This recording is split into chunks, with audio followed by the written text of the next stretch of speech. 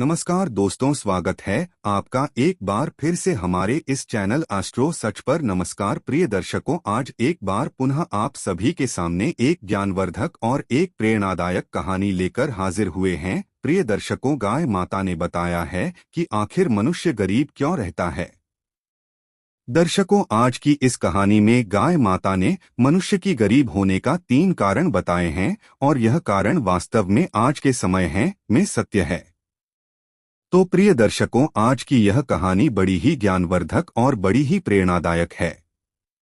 इसलिए आप सभी दर्शकों से यह गुजारिश है कि आज की इस कहानी को पूरा जरूर सुनिएगा। प्रिय दर्शकों, आज की इस कहानी को सुनने के बाद में कोई भी मनुष्य कभी गरीब नहीं रहेगा, परंतु दर्शकों, उससे पहले आप लोगों को इस कहानी को पूरा अवश्य सुनना चाहिए। प्रिय दर्शकों, यह कहा जाता है कि गाय को मनुष्य के कल्याण के लिए माना गया है। दोस्तों, कहा गया है कि जब देवताओं और असुरों के बीच में समुद्र मंथन किया गया था तो उस समय कई रत्न उत्पन्न हुए थे और उन्हीं में से एक रत्न गाय माता भी बताई जाती है। प्रिय दर्शकों, कहा जाता है कि गाय माता को 33 कोटि देवी देवताओं का आशीर्वाद प्राप्त है और यह माना गया है समुद्र मंथन से उत्पन्न गाय माता को मनुष्य के कल्याण के लिए कलयुग में भेजा गया है। प्रिय दर्शकों, इसी प्रकार आज की इस कहानी में गाय माता ने 3 बातें बताई हैं और वास्तव में यह 3 बातें मनुष्य के कल्याण हेतु ही बताई गई है। इसलिए आज की इस कहानी में गाय माता की द्वारा बताई गई इन 3 बातों को सुनने के लिए आप सभी दर्शक आज की इस कहानी को पूरा जरूर सुनिएगा। तो दर्शकों, आज की यह कहानी गाय माता की कहानी है और इस कहानी को आप सभी पूरा सुनिएगा। परंतु उससे पहले अगर आप इस चैनल पर पहली बार आए हैं तो चैनल को सब्सक्राइब जरूर कर दीजिएगा, साथ की बेल आइकन को प्रेस जरूर कर दीजिएगा ताकि हमारी आने वाली हर वीडियो का नोटिफिकेशन आप सभी को समय समय पर प्राप्त हो सके।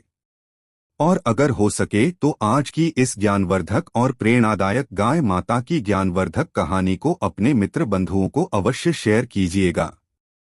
ताकि उन्हें भी इस ज्ञानवर्धक और प्रेरणादायक कहानी का लाभ प्राप्त हो सके। तो प्रिय मित्रों, आइए आप सभी का ज्यादा समय विलंब न करते हुए आज के इस कहानी को शुरू करते हैं। तो प्रिय दर्शकों, प्राचीन समय की बात है। एक छोटी सी नगर में एक किसान अपनी पत्नी के साथ रहा करता था। किसान के घर की स्थिति बहुत खराब थी। किसान बहुत गरीब। प्रिय दर्शकों, किसान की पत्नी के एक छोटे नवजात शिशु की प्राप्ति हुई थी, एक पुत्र की प्राप्ति हुई थी। और जिस समय किसान को पुत्र की प्राप्ति होती है तो किसान बहुत प्रसन्न होता है, बहुत खुश होते हैं और उनके घर में पुत्र प्राप्ति होने की वजह से खुशहाली आ जाती है।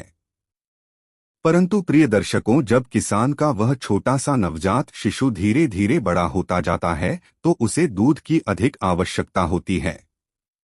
और किसान के घर में ऐसा कोई पशु नहीं था कि जिसकी वजह से किसान उस पशु का दूध निकालकर अपने उस बेटे को, अपने पुत्र को पिला सके। तो प्रिय दर्शकों को उसके बाद में किसान इस बात को लेकर बहुत सोचता है और उसके बाद में किसान को उसका मित्र आकर बताता है कि हमारी ही इस नगर से कुछ मीलों दूर में एक वन में एक ऋषि रहते हैं और उनके पास एक बहुत सुंदर गाय है। अगर आप उस गाय को उस ऋषि से मांगकर, उस साधु से मांग कर ले आते तो आप अपने पुत्र को दूध पिला सकते हैं। प्रिय दर्शकों, जैसे ही उस किसान का मित्र किसान से कहता है तो किसान दूसरे दिन सुबह के समय ही अपने घर से उस नगर से मीलों दूर उस वन की ओर जाने लगता है।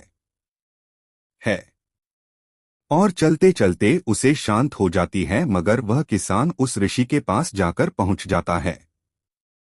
और ऋषि मुनि के पास जाकर वह किसान उन्हें प्रणाम करता है। और प्रणाम करने के बाद में किसान ऋषि से कहता है कि है ऋषि, मैं इस वन से मीलों दूर एक नगर से आया हूँ और मैं अपने पुत्र के लिए एक गाय लेने के लिए आया हूँ,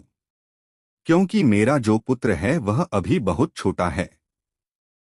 और उसे दूध की बहुत आवश्यकता है। इसलिए मैं आपके पास इस गाय को लेने के लिए आया हूँ और मैं आपसे निवेदन करता हूं कि कृपा करके आप मुझे इस गाय को दे दे, जिससे मैं इस गाय को अपने घर ले जाकर अपने पुत्र की दूध की भूख को शांत कर सकूं। प्रिय दर्शकों, उसके बाद में किसान उस ऋषि से कहता है कि है ऋषि महाराज, आप जो भी चाहोगे, जितनी भी चाहोगे उतनी मुद्रा में आपको दे दूंगा, परंतु इस गाय को आप मुझे दे दीजिए। प्रिय दर्शकों, उसके बाद में वह ऋषि उस किसान की बात को सुनकर हंसने लगते हैं और कहते हैं कि प्रिय बालक, खैर अगर तुम्हारी पुत्र के दूध की भूख है तो तुम अपने पुत्र के लिए इस गाय को निःशुल्क ले जा सकते हो, परंतु मैं इस गाय को तुम्हें देने के एक भी पैसा नहीं लूंगा, क्योंकि मैं एक ऋषि हूँ और ऋषि को और साधु को और वनवास काटने वाले इंसान को धन की कोई आवश्यकता नहीं होती है, इसलिए तुम इस गाय को निःशुल्क ही ले जा सकते हो। परंतु इस गाय को ले जाने से पहले मेरी कुछ शर्तें हैं और उन शर्तों को तुम्हें मानना होगा। तो दर्शकों, उसके बाद में वह ऋषि उसकी सांसें कहने लगते हैं कि है किसान कहते हैं कि जिस घर में गाय माता जाती है उस घर में हमेशा सुख और समृद्धि और लक्ष्मी और वैभव और समृद्धि गाय के पीछे पीछे जाती, क्योंकि गाय को 33 कोटि देवी देवताओं का आशीर्वाद है और इसी कारणवश जिस घर में यह गाय माता जाती है उस घर में सुख और समृद्धि साथ ही। इसलिए तुम हमेशा इस गाय को इसके भूख के उपरांत इसके भोजन, चारा और पानी और इसके रहने और बैठने की व्यवस्था समय समय पर और ठीक ठाक रखना। दर्शकों, उसके बाद में वह ऋषि उन्हें कहते हैं कि है किसान, कहा जाता है कि जिस घर में गाय माता जाती है उस घर में कभी भी धन की कमी नहीं होती, क्योंकि जिस घर में गाय माता जाती उस घर में गाय के पीछे पीछे रिद्धि सिद्धि के दाता और भाग्य का विधाता जाता है, यानी स्वयं माता लक्ष्मी के मानस पुत्र भगवान श्री गणेश जी भी जाते हैं। इसलिए तुम इस गाय को रोज सुबह होते ही एक रोटी आवश्यक खिलाया करना। अगर तुम इस गाय को रोज सुबह उठते ही एक रोटी खिला दोगे उसे भगवान श्री गणेश तुमसे प्रसन्न हो जाएंगे, जिससे तुम्हारे घर में कभी भी धन की कमी नहीं होगी और तुम्हारा दुर्भाग्य समाप्त होकर तुम्हें और तुम्हारे घर को सौभाग्य की प्राप्ति होगी। प्रिय दर्शकों, उसके बाद में वो ऋषि उसकी सांसें कहते हैं कि है किसान, अगर तुम इस गाय को अपने घर लेकर जा रहे हो तो कभी भी तुम इस गाय का तुम शोषण करने के बाद में इसे छोड़ मत देना। कहीं तुम इस गाय को अपने घर ले जाने के बाद भी और इसका फायदा उठाने के बाद में, यानी कि जबकि दूध दे और जिस दिन दूध देना बंद कर दें तो उस दिन की से छोड़ मत देना। अगर तुम ऐसे करते हो तो उसी दिन से तुम्हारी बुरे समय की ताली बजा जाएगी। प्रिय दर्शकों, यह बात कह पर वह उस किसान को जानने के लिए कहता है और फिर वह किसान अपने पुत्र के लिए उस गाय को लेकर अपने नगर की ओर आने लगता है। और फिर वह किसान जैसे ही अपने घर आकर पहुंचता है तो वह किसान उस गाय माता को हरा चारा खिलाने लगता है और उसे एक अच्छी और स्वस्थ जगह पर और एक पानी के स्थान पर बांध देता है। प्रिय दर्शकों, उसके बाद में वह किसान उस गाय की खूब देखभाल करता है और वह गाय उस किसान को दूध देने लगती है और वह किसान उस के द्वारा दिए गए उस दूध को अपने बेटे को पिलाकर अपने बेटे की भूख शांत करता है। प्रिय दर्शकों, जिस दिन से वह किसान उस गाय को अपने घर में रखने लगता है और उसकी देखभाल करने लगता है, उस दिन के बाद से उस किसान के अच्छे दिन आने लगते हैं और वह किसान देखते ही देखते पूरे ही गांव में धनवान होने लगता है और पूरे नगर में बहुत अच्छा एक घर बना लेता है।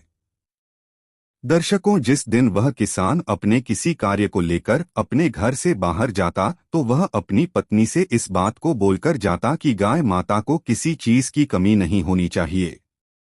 दर्शकों, इस तरह वह किसान गाय माता की खूब देखभाल करता और गाय माता उस किसान को जागृत रूप से परिचय देती रही। परंतु दर्शकों, फिर एक दिन की बात है, वह गाय दूध नहीं देती है। जिस दिन वह गाय दूध नहीं देती है तो वह किसान कुछ नहीं सोचता है और सोचने लगता है कि हो सकता है कि कोई भी कारणवश गाय ने आज दूध नहीं दिया। परंतु प्रिय दर्शकों, फिर जैसे ही दूसरा दिन आता है तो उस दिन भी गाय दूध नहीं देती है और देखते ही देखते गाय बिल्कुल ही दूध देना बंद कर देती है। दर्शकों, फिर जैसे ही गाय दूध देना बंद कर देती है तो वह किसान उस गाय को धीरे धीरे गाय की ओर से लगाव कम करने लगता है और गांव के पास जाना तक छोड़ देता है और न ही गाय को सुबह सुबह रोटी खिलाता है बल्कि स्वयं खाना खा लेता है, परंतु गाय को चारा तक नहीं खिलाता। प्रिय दर्शकों, उसके बाद में जब गाय माता को समय समय पर भोजन नहीं मिलता है तो गाय माता बहुत ज्यादा कमजोर हो जाती हैं और फिर एक दिन वो सेठ गाय माता के पास आता है। वह किसान गाय माता के पास आता है और गाय माता को देखकर बहुत क्रोधित होता है और गाय को अपने स्थान से खोलकर जंगल की ओर जाने लगता है और जंगल में जाकर छोड़ देता है। प्रिय दर्शकों, उसके बाद में उस दिन वह किसान उस गाय को जंगल में छोड़कर आ जाता है और फिर जैसे ही घर आता है, दोस्त किसान का जो पुत्र था, जैसे ही किसान आकर देखता है तो किसान का पुत्र बीमार हो जाता है। प्रिय दर्शकों, जैसे ही किसान का पुत्र बीमार होता है, उस समय किसान के पास बहुत धन होता है। तो उस समय किसान अपने पुत्र को एक अच्छे वैद्य के पास लेकर जाता है और वैद्य के पास ले जाकर वैद्य से कहता है कि है वैद्य महाराज, मेरे पुत्र का स्वास्थ्य बहुत खराब हो चुका है, आप चाहे जितना धन ले लेना मगर मेरे पुत्र को कुछ भी नहीं होना चाहिए। तो दर्शकों, जो किसान का पुत्र था उसकी हालत बहुत ज्यादा खराब हो जाती है और वैद्य उस सेठ किसान से कहता है कि पैसा धन बहुत चाहिए। तो दर्शकों, उस सेठ किसान का जो धन था, वह सारा धन, जितना भी उसके पास धन था, सारा धन उसके पुत्र के इलाज में लग जाता है। उसके बाद भी उसके पुत्र की स्वास्थ्य में कोई सुधार नहीं आता है और फिर अंत में वह वैद्य और धन के बारे में बोलता है तो किसान सेठ अपने द्वारा बनाए गए घर को भी बेच देता है और अपने पुत्र के इलाज में लगा देता है। प्रिय दर्शकों, उसके बाद में वह किसान सेठ पूरी तरह से बर्बाद हो जाता है, कंगाल हो जाता है और फिर उसका पुत्र ठीक हो जाता है और वह किसान सेठ अपने पुत्र को लेकर अपने घर, अपने नगर की ओर आता है तो उसके पास कोई घर नहीं होता है और न ही धन होता है। तो वो किसान पूरी तरह कंगाल हो जाता है और अपने पुत्र को अपने पुराने घर, अपनी पुरानी झोपड़ी में लेकर चले जाता है और वहां पर जाकर रोने लगता है और बहुत उदास होता है। प्रिय दर्शकों, उसके बाद में वो किसान सेठ समझ जाता है कि यह सब मेरे ही कर्मों की वजह से हो रहा है। तो वो किसान सेठ गाय माता को ढूंढने के लिए जंगल की ओर जाता है और जंगल की ओर जाकर देखता है तो वह गाय माता दिख जाती है और फिर गाय माता से जाकर वह किसान क्षमा मांगने लगता है और गाय माता की पैरों में गिर जाता है और उसके बाद में वह गाय माता उसकी सांसें कहती हैं कि है बालक, जैसा करोगे ठीक वैसा ही पाओगे। प्रिय दर्शकों, उसके बाद में वह किसान गाय माता से माफी मांगने लगता है और फिर गाय माता किसान से कहती हैं कि है किसान है दुष्ट, अगर ऐसी ही बात है तो मैं तुम्हें आज 3 बातें बता रही हूँ और इन बातों पर तुम्हें आज के बाद हमेशा अमल करना है। तो प्रिय दर्शकों, उसके बाद में गाय माता उस किसान को 3 बातें बताने लगती हैं और कहती हैं कि है किसान, पहली बात, कभी भी किसी भी मनुष्य को अपने मित्र के साथ छल नहीं करना चाहिए, क्योंकि जो मनुष्य अपने मित्र के साथ छल करता है या फिर अन्य किसी व्यक्ति के साथ छल करता है, यह फिर उसका शोषण करता है, उसका फायदा उठाता है। वह मनुष्य, वह इंसान अपने जीवन में कभी सुखी नहीं रहता है, क्योंकि जो मनुष्य दूसरे मनुष्य के भाग्य का छीन कर खाता है, वह भोजन उसके पेट में कभी भी नहीं भाता है। इसलिए कभी भी किसी भी मनुष्य को किसी के साथ छल और उसका फायदा नहीं उठाना चाहिए। प्रिय दर्शकों, उसके बाद में गाय माता दूसरी बात बताने लगती है कि कभी भी हमें अपने समय पर, अपने धन पर और अपने मन पर अपनी इच्छाओं को हावी नहीं होने देना चाहिए, क्योंकि जो मनुष्य अपने समय पर और अपने धन पर और अपने आप पर गर्व करता है, वह मनुष्य अपने जीवन में कहीं न कहीं अवश्य ही करता है। क्योंकि प्रिय दर्शकों, हर मनुष्य का समय एक जैसा नहीं होता है, क्योंकि कभी देखा जाए तो हमेशा कभी भी देख लेना, जो पहाड़ों में और जंगलों में पत्ता होता है, वह पत्ता कभी पत्थर के ऊपर होता है तो कभी पत्थर पत्ते के ऊपर होता है। ठीक इसी प्रकार समय एक ऐसी घड़ी है जो बदलते किसी को समय नहीं लगता है। इसलिए कभी भी किसी भी मनुष्य को अपने समय पर, अपने धन पर गर्व नहीं करना चाहिए। प्रिय दर्शकों, उसके बाद में एक गाय माता तीसरी बात बताने लगती है और कहती है कि कभी भी किसी भी मनुष्य को अपने घर के मामले में अन्य लोगों से राय नहीं लेनी चाहिए, क्योंकि प्रिय दर्शकों कहा कि अगर हमारे घर में लड़ाई झगड़ा हो और अगर हम उस झगड़े के बारे में हमारे पड़ोस के अन्य लोगों से किसी भी चीज के बारे में राय ले रहे हैं तो वह लोग हमेशा काम को बिगाड़ने के बारे में ही सोचते हैं। इसलिए कभी भी अपने किसी कार्य के लिए अन्य लोगों से नहीं पूछना चाहिए और साथ ही अपने घर की बातों को अन्य लोगों को नहीं बताना चाहिए। प्रिय दर्शकों, ये 3 बातें गाय माता उस किसान को बताती और किसान फिर से उसी समय गाय माता को अपने घर की ओर फिर से ले जाता है और ले जाने के बाद में गाय माता की सेवा करता है और गाय माता की द्वारा बताई गई उन 3 बातों पर अमल करता है और प्रदर्शन को देखते ही देखते वह के साथ फिर से अमीर होने लगता है और उसका अच्छा समय आने लगता है। तो प्रिय दर्शकों, इस प्रकार आपको आज की यह कहानी कैसी लगी कमेंट बॉक्स में जरूर बताइएगा। साथ ही उम्मीद करते हैं कि आप सभी को आज की यह कहानी पसंद आई होगी, तो इस कहानी को लाइक और शेयर जरूर कर दीजिएगा।